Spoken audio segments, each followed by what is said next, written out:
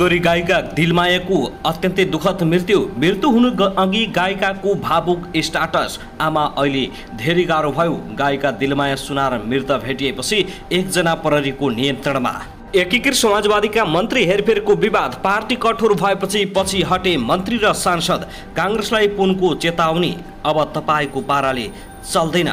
गठबन्धन काङ्ग्रेससँगै हुन्छ, सम्मानजनक नभए टुट्न पनि सक्छ। वाम एकता नेकपा एमालेसँग तालमेल गर्न एकीकृत समाजवादीले राख्यो यस्तो शर्त। समाजवादीमा एकपछि अर्को तनाव।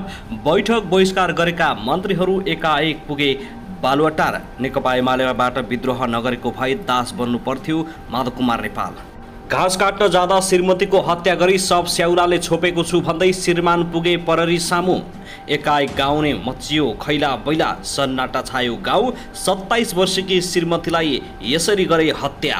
गठबन्धनका सबै नेताले सङ्घ र प्रदेशको निर्वाचनमा पनि मिलेर अगाडि बढौँ भनेका छन्। माधव कुमार नेपालको भनाई। सङ्घ र प्रदेशको चुनावमा पनि सत्तारूढ गठबन्धन एक हुनेमा माधव कुमार नेपाल ढुक्क। कतिपय पार्टीले धोका दिए पनि गठबन्धन आवश्यक। अन्ततः मन्त्री हेरफेरको विषयमा असन्तुष्ट जनाउँदै नेकपा एकीकृत समाजवादीका 6 सांसदले लिए हस्ताक्षर फिर्ता। सोइमुमा टिप्परको ठक्करबाट मोटरसाइकल चालकको ज्यान गयो। काठमाडौँको नेपाल टारमा एक महिला मृत अवस्थामा फेला। हत्या कि आत्महत्या यसबारे पनि जानकारी। अविरल वर्षाले पोखरा हेम्जाका 300 घर डुबानमा। पोखराको सुईखेत फाँट डुबानमा पर्यो। 600 घरहरू प्रभावित। पोखरा 25 मा बस्ती डुबानमा पर्दा 150 परिवार विस्थापित। वर्षायाम लागिसके बाढी पहिरोको वितण्डा। मेलम्चीमा यसपटक पनि बढ्यो बाढी। मचियो तनाव। मध्यराती बगायो पुल। घर नै छोडेर भागे मेलम्चीका बासिन्दाहरू। के कति क्षति भयो यसबारे पनि सम्पूर्ण जानकारी। धरानी युवालाई मेयर हर्क साम्पाङको आग्रह। फलाम उचालेर बोसो घटाउनुभन्दा पानीका लागि शरम गरौँ। पोखरीमा डुबेर 2 किशोरको ज्यान गयो। सिन्धुपाल्चोक कारागारमा थुनुवाको ज्यान गएपछि आफन्तले गरे आन्दोलन। पोखरा 25 हेम्जामा 3 घर पहिरोमा परे। 100 भन्दा बढी डुबानमा। म्याग्दीका स्थानीय तहले ल्याए 2 अर्ब 97 करोड बजेट। सिन्धुपाल्चोक कारागारमा थुनुवाको मृत्यु भएपछि आफन्त आन्दोलित। र वामदेव गौतमको अन्तिम निष्कर्ष। अब कम्युनिस्टहरूले सरकार चलाउनुपर्छ, देश चलाउनुपर्छ। काङ्ग्रेस बेइमानी होइन तर कम्युनिस्ट एक हुन जरुरी छ। यता पल्सा छुट्ने बारे आयो ठुलो खबर र एससीको रिजल्ट बारे पनि निकै ठुलो खबर। अब हेर्नुहोस् पुरा समाचार। दर्शक महानुभाव नमस्कार। युट्युब च्यानल नेपाली खबर मिडियामा तपाईहरूलाई हार्दिक स्वागत छ। यदि हाम्रो च्यानललाई अहिलेसम्म सब्स्क्राइब गर्नुभएको छैन भने सब्स्क्राइब गरी नजिक रहेको बेल आइकनलाई दबाई हामीसँग जोडिनुहोला। दर्शकवृन्द सदाझै आज पनि हामी तपाईँहरूमाझ देशभरका विभिन्न खबरका साथ उपस्थित भइसकेका छौँ। यो भिडियोलाई अन्तिमसम्म हेरी हामी साथ दिनुहोला। दर्शकवृन्द हाम्रो मेहनतको लागि एउटा सानो लाइक गर्न भनी नभुल्नुहोला। कहाँदेखि हेर्दै हुनुहुन्छ के भन्न चाहनुहुन्छ तपाईको मनमा लागेका प्रतिक्रिया अवश्य पनि कमेन्ट गर्न नभुल्नुहोला। दर्शकवृन्द के तपाईँ हाम्रो च्यानलमा नियमित श्रोता हुनुहुन्छ? यदि नियमित हुनुहुन्छ भने तल कमेन्ट बक्समा नियमित अथवा रेगुलर लेख्नुहोस्। यदि तपाईँ नयाँ हुनुहुन्छ भने सब्स्क्राइब गरी जोडिनुहोस् ताकि नयाँ अपडेटका साथ हामी तपाईँहरूमाझ दैनिक रूपमा उपस्थित हुने गर्दछौँ। हाम्रो अपडेटहरू तपाईँहरूलाई के कस्तो लागिरहेका छन्, सल्लाह सुझाव प्रतिक्रिया अवश्य पनि कमेन्ट गर्न नभुल्नुहोला। दर्शकवृन्द आउनुहोस् आजको पहिलो खबरतर्फ लागौँ। नेकपा एकीकृत समाजवादीले नेकपा एमालेसँग तालमेल तथा वामपन्थी एकताका लागि विभिन्न शर्त अगाडि सारेको छ। हिजो शनिबार बसेको केन्द्रीय समिति बैठकले सत्ता गठबन्धनका 5 दल बाहेकका दलसँग पनि सहकार्य गर्ने निर्णय गरेको हो। पार्टीको उच्च प्राथमिकता सबैसँग सहकार्य गर्ने भएको प्रवक्ता जगन्नाथ खतिवड़ाले जानकारी दिएका छन्। सबै दलसँग सहकार्य गर्न तयार छौँ। 5 दलीय गठबन्धन बाहिरका दलसँग पनि खुला रूपमा छलफल गर्छौँ। प्रवक्ता खतिवड़ाले भने। प्रवक्ता खतिवड़ाले देशभक्त वामपन्थीसँग सहकार्यको सम्भावना रहेको पार्टीले ठहर गरेको बताएका छन्। यसबारेमा छलफल अगाडि बढाउने पार्टीको योजना रहेको उनको भनाइ छ। देशभक्त वामपन्थी र लोकतन्त्रको नयाँ ध्रुव सिर्जना गर्न हाम्रो पहल कदमीमा अगाडि बढ्न सक्छौँ भन्ने कुरा आएको छ। एकीकृत समाजवादीले नेकपा एमालेसँग पनि सहकार्यका लागि आफूलाई खुला राखेको छ, तर केही शर्तहरू समेत अगाडि सारेको छ। सम्मानित नेता झलनाथ खनालले नेकपा एमालेसँग एकताका लागि चासो देखाएका बेला पार्टीले पनि एमालेसँग सहकार्यका लागि आफूलाई खुला गरेको हो। नेकपा एमालेबाटै फुटेर बनेको समाजवादीले तालमेल तथा एकताका लागि विभिन्न शर्तहरू तेर्साएको हो, जसमा पहिलो शर्त हो दलको मान्यता दिएर अस्तित्व स्वीकार गर्नु। पहिलो त नेकपा एमाले हामीलाई राजनीतिक दलको ऊर्जा दिएको छ, पार्टी मानेको छैन। प्रवक्ता खतिवड़ाले भने कानुनी र राजनीतिक ढङ्गले एमाले एकीकृत समाजवादीलाई दलको मान्यता दिँदैन, अस्तित्व स्वीकार्दैन भने कुनै संवाद हुँदैन। एमाले एकता एकीकृत समाजवादी चाहिएको छ भन्ने लागेको छ, सँगै चिया खानुपर्छ भन्ने लागेको छ भने त्यसबेला मात्रै राजनीति जियापान सम्भव छ। दर्शकबिन आउनुहोस् अर्को दुःखद खबरतर्फ लागौँ। लोकदोरी गायिका दिलमाया सुनारको अत्यन्तै दुःखद मृत्यु भएको छ। आफ्नै कोठामा मृत अवस्थामा भेटिएपछि सञ्चार माध्यममा विभिन्न खाले टिक्का टिप्पणी हुन थालेका छन्। गायिका दिलमाया सुनार विकले आत्महत्या गर्नु अघि फेसबुकमा एक भावुक स्ट्याटस लेखेको पाइएको छ। राजधानीको नेपालटार स्थित डेरामा शनिबार बिहान मृत फेला परेकी उनले फेसबुकमा जिन्दगीमा धेरै उतार चढाव भोगेको उल्लेख गरेका छन्। उनले आमा र आफन्त सबैलाई सम्बोधन गरेर फेसबुकमा निकै निराशजनक स्ट्याटस लेखेको पाइएको छ। शनिबार बिहान 1:20 पोस्ट भएको स्ट्याटसमा उनले आफूलाई अहिले नै निकै गाह्रो भएको भन्दै आमा तिम्री छोरी धेरै थाकेकी छे लेखेकी छन्। उनले आफू बाँचेर पनि मरे तुल्य भएको भन्दै आफ्नो मृत्युमा कसैलाई पनि दोष नदिन आग्रह गरेकी छन्।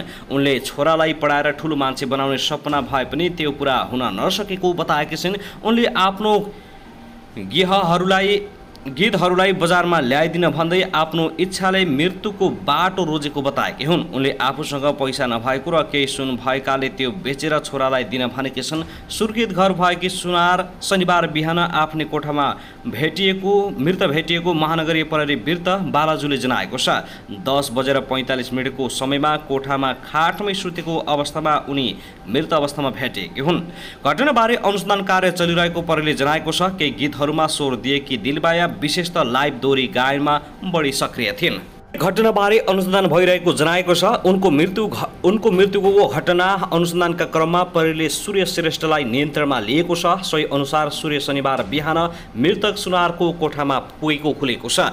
30 वर्षीय गायिका दिलमायाले चर्चित ख्याति प्राप्त लोकदोरी गायक राजु परिवारसँग मिलेर केही चर्चित गीत गाएकी छन् भने उनले लाइभ दोहोरी गीतका कारण चर्चामा रहेकी थिइन्। केही बिना अघि सम्पन्न राष्ट्रिय लोकदोरी गीत प्रतियोगितामा उनी उत्कृष्ट घोषित भएकी थिइन्। दोहोरी गीत प्रतिष्ठानका अध्यक्ष रमेश विजीले उनको निधनमा शोक व्यक्त गर्दै दिलमायाको निधनले आफू स्तब्ध भएको बताएका छन्। दर्शक त्यसैगरी आउनुहोस् अब अर्को खबरतर्फ लागौँ। नेकपा माओवादी केन्द्रका नेता वर्षमान पुनले यसै वर्ष हुने प्रतिनिधि सभा र प्रदेशसभा निर्वाचनमा वाम गठबन्धन हुने सम्भावना कम भइसकेको बताएका छन्। हिजो शनिबार सिन्धुपाल्चोकमा पार्टीबाट निर्वाचित जनप्रतिनिधिको बधाई तथा शुभकामना आदान प्रदान कार्यक्रममा उनले नेकपा एमालेका अध्यक्ष केपी शर्मा ओलीको कारण वाम गठबन्धनको सम्भावना नरहेको बताएका हुन्। केपी ओली प्रवृत्तिको कारण संविधान र लोकतन्त्र नै खतरामा परेको अवस्थामा गठबन्धन बनेको थियो र अझै जरुरी छ। उनले भने आगामी निर्वाचनमा वाम गठबन्धनको चर्चा चले पनि ओली प्रवृत्ति रहेसम्म त्यो सम्भव छैन। उनले स्थानीय तह निर्वाचनमा नेपाली कांग्रेसले आफूलाई फाइदा हुने र गठबन्धनका अरू दललाई घाटा हुने गरी चलाखी गरेको टिप्पणी गरेका छन्। आफू जित्ने ठाउँमा माओवादीलाई अरूसँग गठबन्धन गर्न नदिने, माओवादी जित्ने ठाउँमा अरूसँग गठबन्धन गर्ने अनि आफू एक्लै जित्ने ठाउँमा सिंगल लड्ने गरेको देखियो। जब अब आउने निर्वाचनमा कांग्रेसको त्यस्तो चलाखी चल्दैन उनले चेताउँदै भनेका छन्। कांग्रेसको चलाखीका बावजुद अझै कांग्रेससँगको गठबन्धनको औचित्य नसकेको उनको टिप्पणी छ। यद्यपि गठबन्धन सम्मानजनक हुनुपर्ने र नभएमा टुट्न सक्ने समेत चेतावनी दिएका छन्। केही देशी विदेशी तत्त्वहरूले यसपटकको निर्वाचनमा माओवादी केन्द्र पत्तासाफ हुने हल्ला पनि चलाए, जनताले त्यसलाई गलत साबित गरिदिएको उनको भनाइ छ। यो नासिने र मासिने पार्टी होइन, संख्यात्मक हिसाबले माओवादी केन्द्र तेस्रो शक्ति देखिए पनि विचार र सिद्धान्तको हिसाब पहिलो पार्टी हो। दर्शकबिन त्यसैगरी आउनुहोस् अब अर्को खबरतर्फ लागौँ। धरान उपमहानगरपालिकाका मेयर हर्क साम्पाङले युवाहरूलाई खानेपानीका लागि श्रम गर्न आग्रह गरेका छन्। खानेपानीका लागि निरन्तर सङ्घर्ष गर्दै स्वतन्त्र रूपमा मेयर निर्वाचित साम्पाङले आफ्नो फेसबुक पेज मार्फत यस्तो अपिल गरेका हुन्। उनले पकुवा खोलामा प्राकृतिक वातावरणमा शारीरिक श्रम गरेर धरनलाई पानी खुवाउन अपिल गरेका हुन्। दिनभरि जिम भित्र फलाम उचालेर बोसो घटाउने युवाहरूलाई पकुवा खोलामा प्राकृतिक वातावरणमा शारीरिक श्रम गरेर धरनलाई पानी खुवाउन सहयोग गर्न आह्वान गर्दछु उनले फेसबुक मार्फत यस्तो लेखेका छन्। साम्पाङ मेयर निर्वाचित भएर कार्यभार सम्हाले बित्तिकै उनले खानेपानीको व्यवस्थाका लागि पहल गरिरहेका छन्। साथै आउनुहोस् अब अर्को खबरतर्फ लागौं। सरकारले करमा कटौती गर्दै पेट्रोलियम पदार्थको मूल्य घटाउने घोषणा गरेको छ। शनिबार पत्रकार सम्मेलन मार्फत उद्योग वाणिज्य तथा आपूर्ति मन्त्री धीरेन्द्र प्रसाद बडुले करमा कटौती गर्दै पेट्रोलियम पदार्थको मूल्य घटाइएको जानकारी दिएका हुन्। मन्त्री बडुले डिजेलमा 29 रुपियाँ र पेट्रोलमा 20 रुपियाँ कर कटौती गरेको जानकारी दिएका छन्। कर कटौती भएसँगै अब डिजेल प्रति लिटर 163 र पेट्रोल 179 रुपियाँ पर्नेछ। सरकारको घोषणासँगै नेपाल आयल निगमले शनिबार राति 12 बजेदेखि लागू हुने गरी पेट्रोलियम पदार्थको नयाँ मूल्य सार्वजनिक गर्ने भएको छ। सुरुमा मन्त्री बडुले डिजेलमा 28 रुपियाँ घटाइएपछि नयाँ मूल्य 163 हुन आउने बताएका थिए, तर अहिलेको मूल्य 192 रुपियाँमा 28 घटाउँदा 164 हुन आउँछ। बारम्बार मन्त्री बडुले 28 रुपियाँ घटाएपछि 163 भएको बताइरहेपछि नेपाल आयल निगमका कार्यकारी निर्देशक उमेर प्रसाद थानीले 28 घटाउँदा 164 हुन्छ भनेका थिए। त्यसपछि मन्त्री बडुले डिजेलको मूल्य 163 नै भएको र त्यसका लागि जति घटाउनु पर्ने हो घटाउन निर्देशन थालनीलाई निर्देशन दिएका छन्। मन्त्री बडुले भने 163 नै हो, कति घटाउँदा हुन्छ त्यति घटाउनुहोस्। यसअघि शनिबार बिहान प्रधानमन्त्री निवास बालुवाटारमा बसेको सत्ता गठबन्धनको बैठकले सरकारलाई पेट्रोलियम पदार्थको मूल्य समायोजन गर्न सुझाव दिएको थियो। त्यसैगरी आउनुहोस् अब अर्को खबरतर्फ लागौं। जबरजस्ती करडी र ज्यान मार्ने अभियोगमा पूर्वपक्षको लागि थुनामा रहेका कैदीको मृत्यु भएको छ। सिन्धुपाल्चोक 5 पोखरी चाङपाल गाउँपालिका वडा नम्बर 5 का 49 वर्षीय मैते गोलेको मृत्यु भएको हो। शनिबार बिहान रिङ्गटा लागेर ढलेका गोलेलाई उपचारको लागि चौतारा अस्पताल लगेको केही समयमै मृत्यु भएको सिन्धुपाल्चोक प्रहरी कार्यालयका प्रमुख रामेश्वर प्रसाद चौधरीले जानकारी दिएका छन्। गत कार्तिक महिनामा प्रहरीले गोलेलाई पक्राउ गरी थुनामा राखेको थियो। मृतकको आफन्त आइपुगेपछि पोस्टमार्टम गरिने अस्पताल स्रोतले जानकारी दिएको छ। साथै आउनुहोस् अब अर्को खबरतर्फ लागौं। प्रस्तावित राष्ट्रिय स्वतन्त्र पार्टीका सभापति रवि लामिछाने र उज्जवल थापासँगै विवेकशील नेपाली दल स्थापना गर्ने संस्थापक नेता पुकार बम बीच भेटवार्ता भएको छ। शनिबार कलाकार निर्मल शर्माको समन्वयमा भएको हो। बमले आफ्नो सामाजिक सञ्जालबाट जानकारी दिए अनुसार दुई बीच विवेकशील अभियान, युवाहरूको स्वतन्त्र उम्मेदवारी अभियान र लामिछानेको नयाँ पार्टीको बारेमा गहन छलफल भएको थियो।